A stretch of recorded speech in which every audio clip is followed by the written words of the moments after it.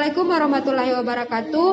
Kami dari kelompok 3, jurusan Kesehatan Masyarakat, Universitas Negeri Gorontalo. Sekarang kami berada di Desa Lamahu. Jadi maksud kedatangan kami di sini, kami akan mengulik pengembangan pengorganisasian masyarakat di desa ini, yaitu salah satu programnya adalah program Kampung KB. Baik, Assalamualaikum warahmatullahi wabarakatuh. Sebelumnya kami berterima kasih kepada Bapak karena telah meluangkan waktunya untuk kami. Jadi maksud dan tujuan kami datang ke desa ini karena kami ingin mewawancarai Bapak tentang salah satu program yang ada di desa ini, yaitu program KB. Oke. Sebelumnya kami dari Universitas Negeri Gorontalo, jurusan Kesehatan Masyarakat. Aduh, nah, kesehatan ya, jadi saya tahu mohon maaf, saya narsistis, ya. Lanjut. Oke Pak, baik, Bapak bisa memperkenalkan diri terlebih dahulu. Oke. Persilakan Pak. Oke, makasih. Seperti tadi saya bilang, saya sekretaris desa. Nama Hendy Pengantung. Kebetulan berhubungan dengan kesehatan. Bapak saya juga orang kesehatan, ibu saya juga orang kesehatan, anak saya 2 farmasi, adik saya kesehatan banyak, kemanakan juga kesehatan. Jadi sudah satu komunitas kesehatan. Oke. Dan menjadi pembangunan di desa itu ada 2 yang paling pokok yang menjadi dari pemikiran pemerintah desa, yaitu masalah pembangunan di bidang pendidikan dan di bidang kesehatan. Itu yang terakhir fokus. Pada umumnya seluruh desa itu menjadi fokus. Nah, biasanya dalam satu organisasi itu orang mulai dengan perencanaan, ya kan? Setiap aksi, setiap kegiatan mulai dengan perencanaan. Nah, perencanaan kalau di desa pada umumnya seluruh Indonesia, khususnya Lamahu itu, perencanaan itu menjadi tolok ukur, menjadi track tujuan, jalan yang harus orang ikuti. Nah, itu ada 3 paling dasar dokumen di RPJMDes, RPJMDes, RKPDes dan APBDes. Itu 3 dokumen penting. Boleh kalau quote-unquote itu kita sebutnya orang desa. RPJM itu tentang perencanaan selama 6 tahun. 6 tahun RKP itu merupakan implementasi dari RPJM yang orang realisasikan dalam tiap tahun. Nah, di RKP itu masalah kesehatan dan masalah pendidikan harus orang kerjakan. Dan setelah bentuk RKP per tahun, kegiatan rencana itu orang harus aksikan kan, harus kerjakan. Nah, pekerjaan itu perlu dana. Nah, sumber dana di desa itu ada sekitar 3 atau 4, yaitu APBN melalui dana desa yang top sekarang, ADD ya dari kabupaten atau provinsi, baru pendapatan asli desa dan sumbangsi dari pihak lain yang tidak mengikat, begitu. Nah, untuk di bidang kesehatan itu, orang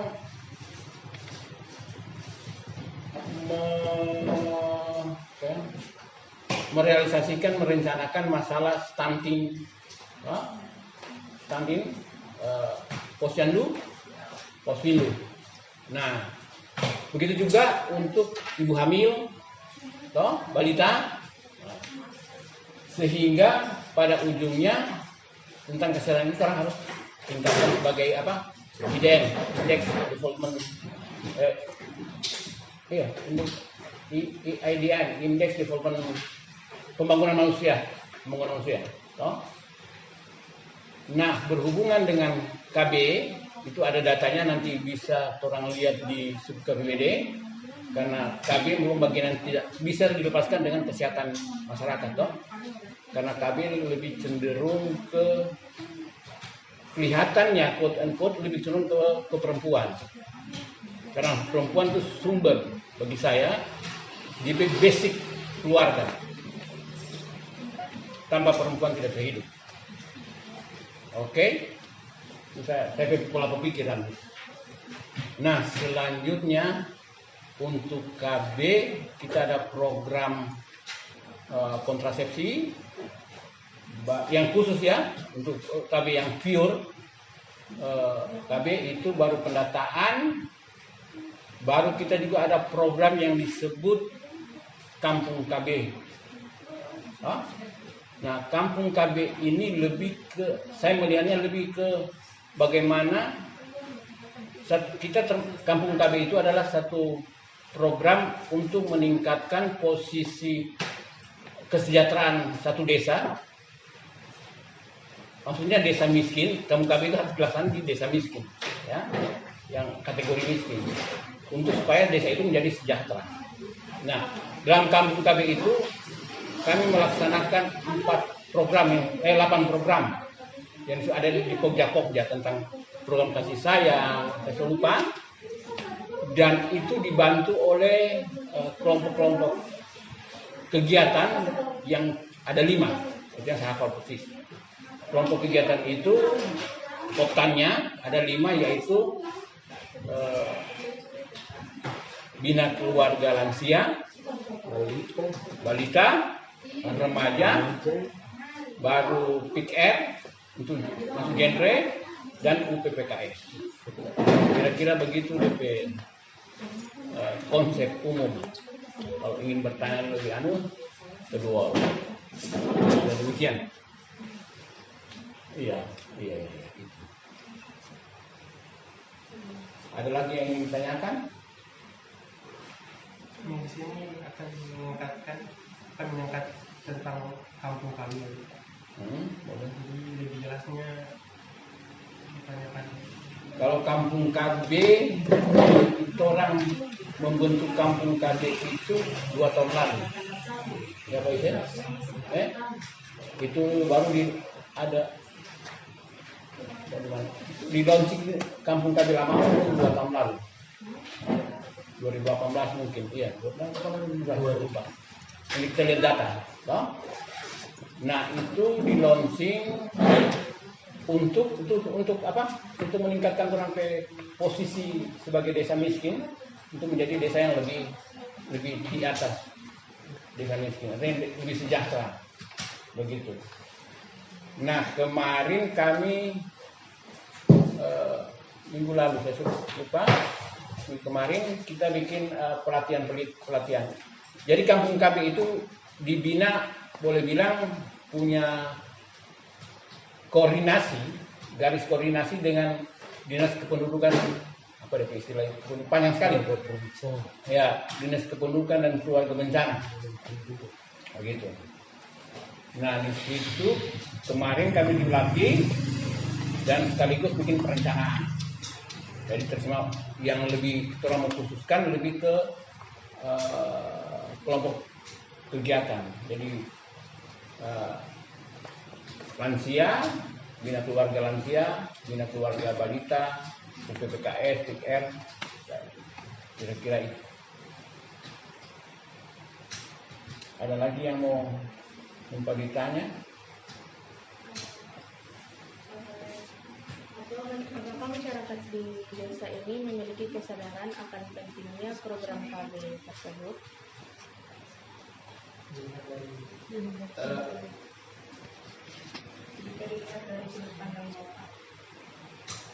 Itu pertanyaan bagus, cuma saya belum mengerti karena mungkin kita berbeda konsep. Saya punya konsep KB yaitu Kampung KB. Saya tidak tahu konsep adik-adik, konsep KB-nya apa? Kontrasepsika,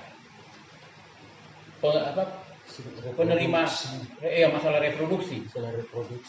Jadi kalau Kampung KB dia lebih luas daripada hanya 2 anak saja. Kalau kemarin KB hanya 2 anak saja. Sekarang sudah Kampung KB lebih luas. Bukan hanya 2 anak, masalah kontrasepsi, masalah perencanaan berapa banyak anak ya, toh, lebih kasarnya begitu. Tapi lebih bagaimana merencanakan keluarga ini, baik dari segi anak ya, segi anak pendidikan, ya wawasan keluarganya, BKB, balitanya bagaimana, toh, kesehatan balitanya bagaimana, lansianya bagaimana, bagaimana meningkatkan pendapatan UPPKS, dan bagaimana remajanya. Jadi masalah pembinaan holistik. Jadi bukan masalah kontrasepsi. Kalau masalah kontrasepsi, mau pakai yang 2 anak saja ya, konsepnya. Menurut data yang kemarin yang antusiasme ada. Jadi sekarang ini mulai ada ibu-ibu yang kalau melahirkan sudah lebih dari 2, disindir-sindir terus.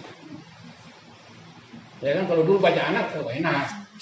Tapi sekarang 3 anak, ibu-ibu mulai malu. Apalagi hamil saja dengan kondisi tubuh yang tidak ideal. Apalagi kalau di posyandu, ibunya mulai malu tuh. Iya. Nah, gitu. Jadi memang program KB dalam arti sempit ya itu antusiasnya bagus. Gitu. Cuma yang kurang ber-KB itu untuk laki-laki. Karena ya kan, KB dalam arti sempit, lebih sempit. Sebenarnya KB itu perempuan dan laki-laki kan, vaksektomi dan tubektomi kan. Nah, laki-laki kurang. Bahkan tidak ada, malu. Oke, kira-kira itu. Apalagi yang bisa? Yang lain, bagus.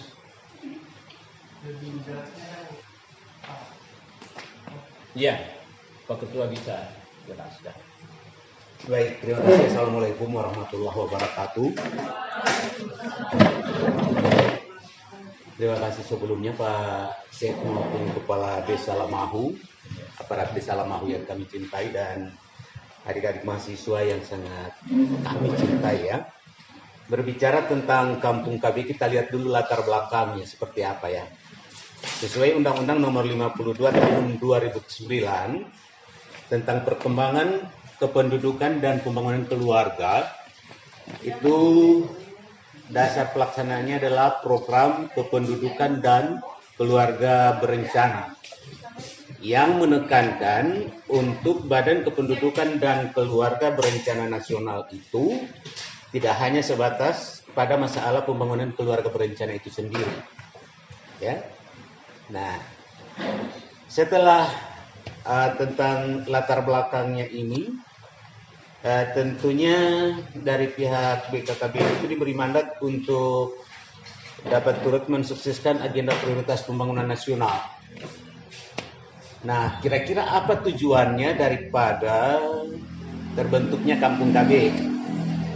Ya kan?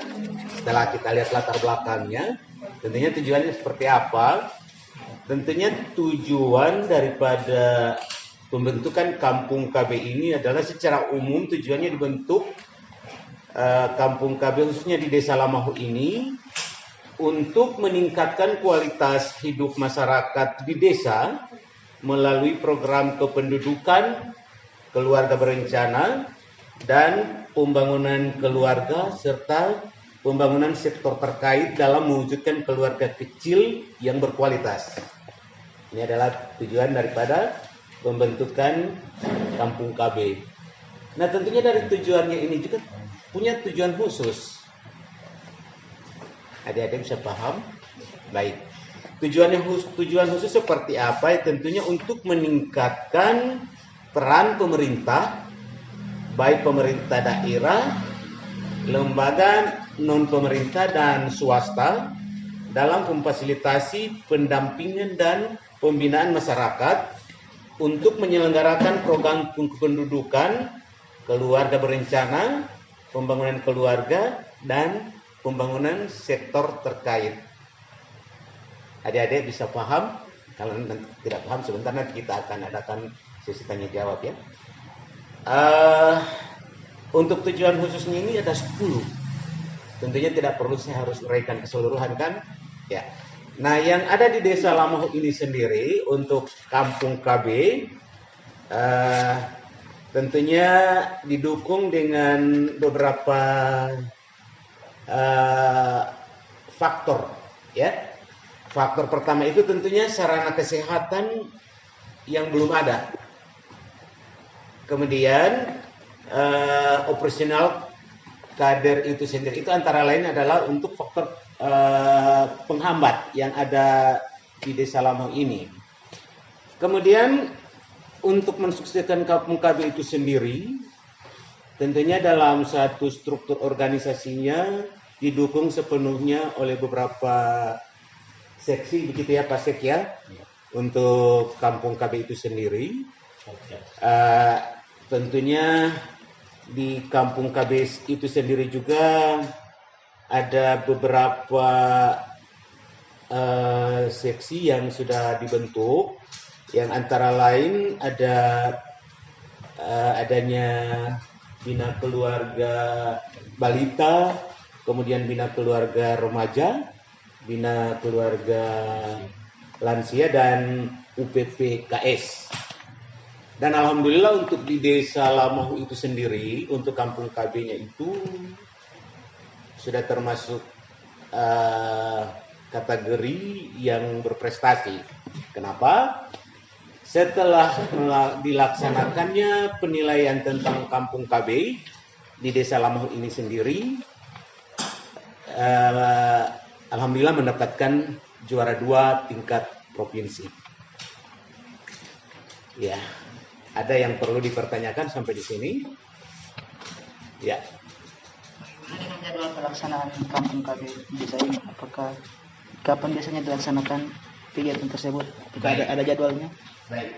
Untuk pelaksanaan kegiatan Kampung KB di Desa Lamau ini kalau minggu kemarin ini kita 3 hari berturut-turut melaksanakan pelatihan tentang Kampung KB kepada kader-kader, dan pelaksanaannya untuk kegiatan Kampung KB yang ada di Desa Lamau ini sendiri itu secara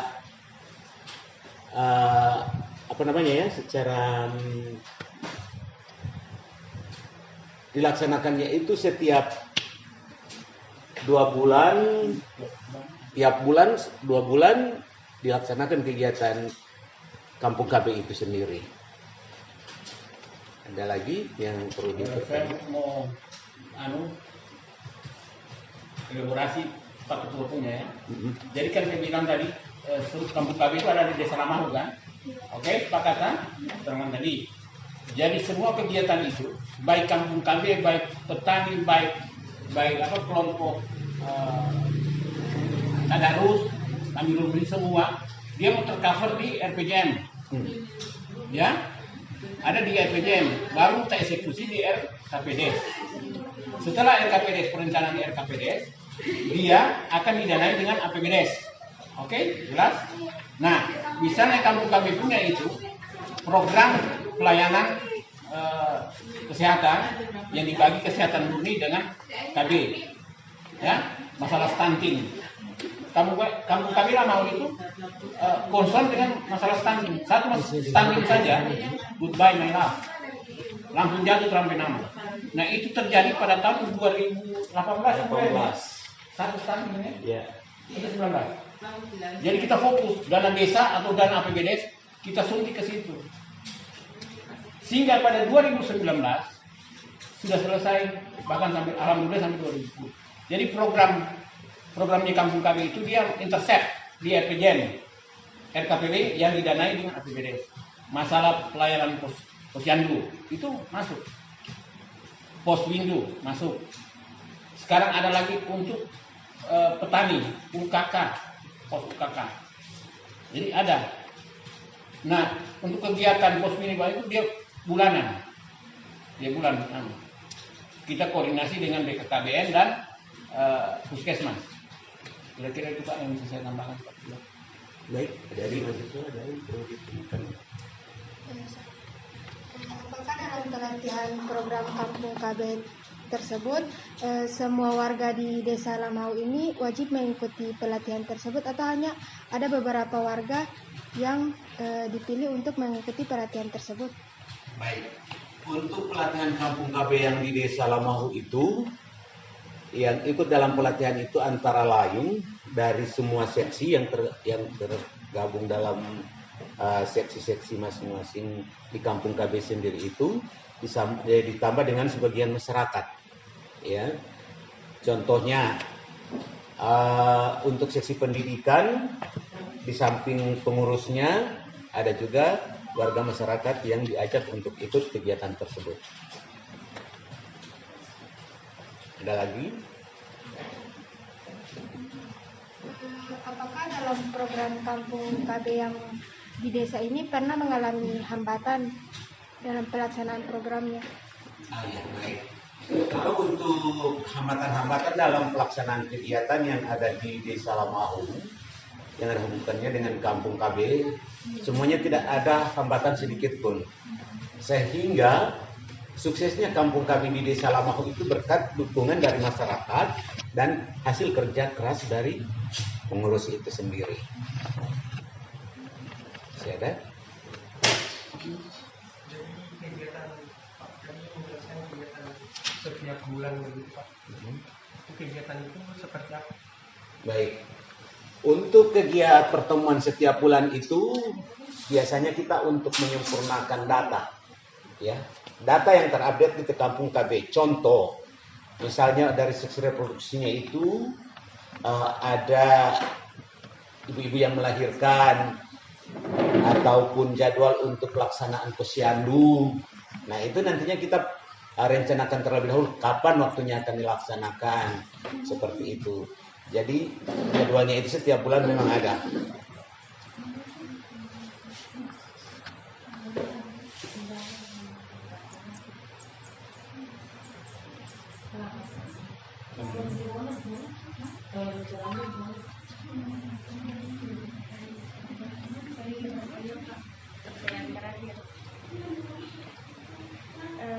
Jadi kan sekarang ini lagi situasi pandemi COVID-19.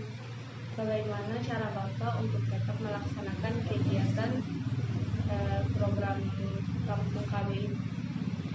Menurut saya adik-adik, dalam situasi pandemi ya, COVID-19 tidak menghalang untuk pertemuan kita di Kampung KB. Kenapa? Karena kita tetap mengikuti protokol kesehatan. Contoh seperti sekarang ya adik, adik-adik alhamdulillah masih tetap juga mengikuti protokol kesehatan untuk pertemuan kali ini.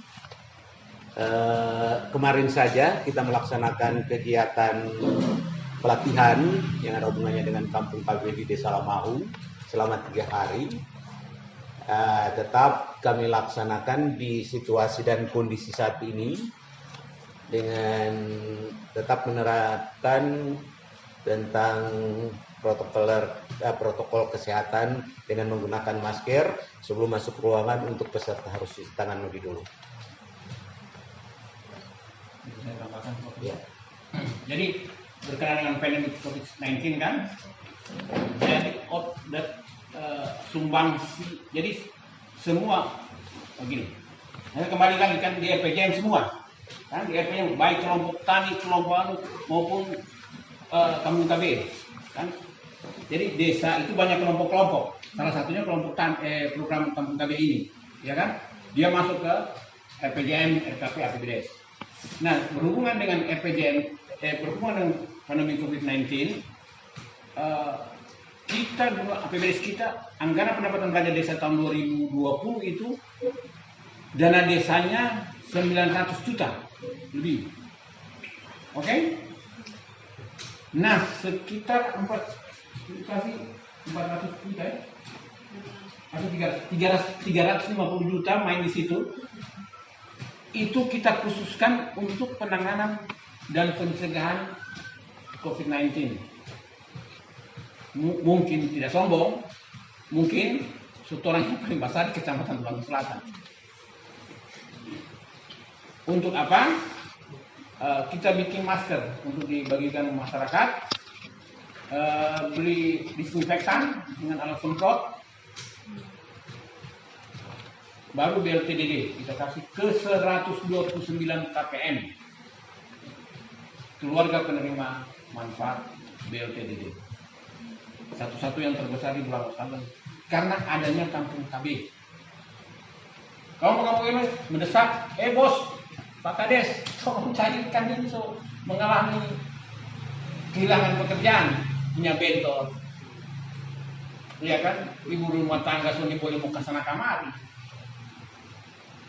Jadi kampung KB Pak Ketua dengan kepala desa, kongko, bos, wah, bagaimana selesaikan permasalahan? Jadi kira-kira itu. Jadi hubungan kampung KB sampai sekarang, jadi mungkin nanti hari Kamis itu yang akan kami kucurkan berdasarkan usulan dari kampung KB itu 6 bulan kali 300.000 rupiah kali 129 KPM sekitar 232 juta. Itu yang harus kucurkan nanti mungkin hari Kamis mungkin karena bendahara sudah mengusahakan di Bang Sulut. Jadi ibu bisa, adik-adik bisa ikut mungkin besok kok. Aku tolong jaga protokol kesehatan. Jadi begitu karena 129 ini banyak. Jadi tetap kita terapkan. Baru kalau misalnya untuk pencegahan itu, misalnya kemarin kalau ada acara besar, lagi booming heboh naik angka positifnya Gorontalo kita semprot yang ruang-ruang publik. Kita ada gugus tugas masjid, masjid, kantor desa, atau misalnya ada yang mulai mengalami reaktif, dapat info dari puskesmas, kita langsung, atau misalnya ada kedukaan, kan biasanya banyak orang dari tempat lain di desa, banyak keluarga dari luar desa datang, pulang itu kita semprot. Jadi begitu banyak yang ambil. Dan kami mewajibkan untuk setiap rumah ada tempat air mengalir. Kira-kira itu yang hubungan. Jadi hubungan dengan kampung KB, masalah bahwa bagaimana penggunaan dana desa, bahwa ada laporan dari kampung KB dan menjadi rahasia umum bahwa kami menurunkan banyak keluarga mengalami penurunan pendapatan. Nah, kita dari dana desa itu sekitar 464 kira-kira juta. Jadi begitu informasi yang saya tahu.